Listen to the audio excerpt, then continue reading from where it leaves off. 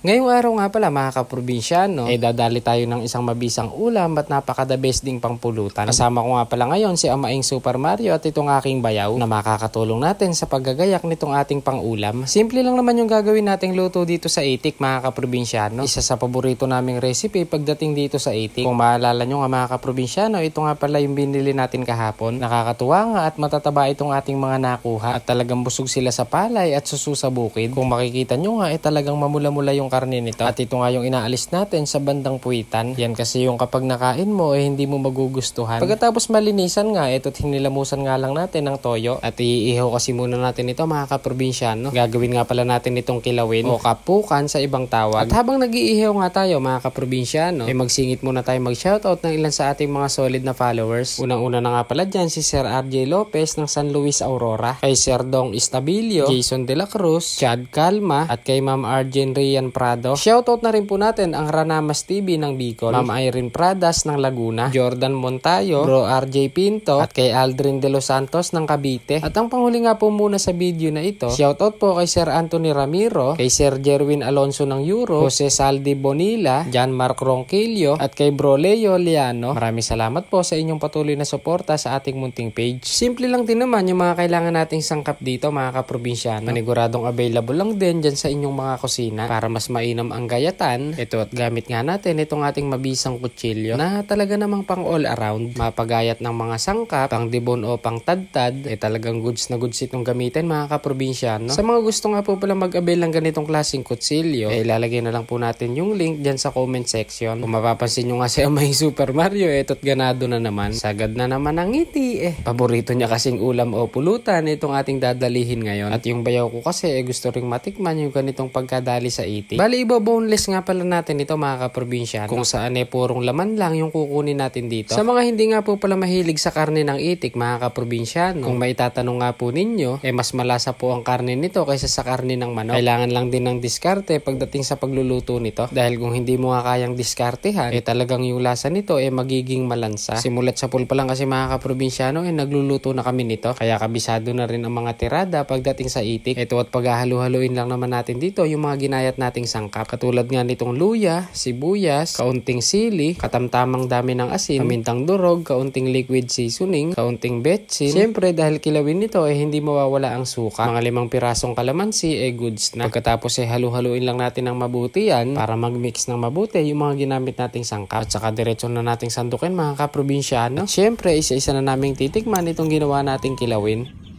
Tikman na natin mga kaprobinsyano itong ating kilawin na itik with sili. Ayan mga kaprobinsyano, with sili. Ako po.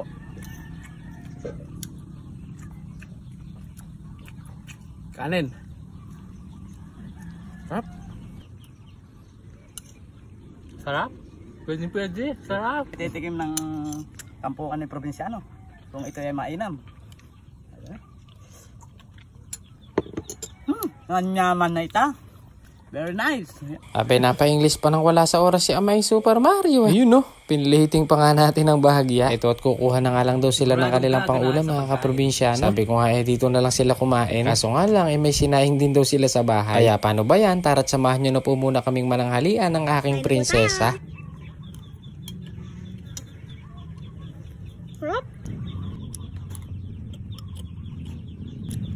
Soil pa ang kilawin na itik. Ganado nga itong aking prinsesa. Siyempre, tayo naman ang babanat. Kain na po tayo mga kaprobinsyano. Kumuha naman ako ng patis mansi para sa ating pampagana, sa ating pagkain. Sili. Hindi ko masyadong inanghangan to para makakain yung aking prinsesa mga kaprobinsyano. Gagawa tayo ng pampagana talaga natin kumain. Kain po.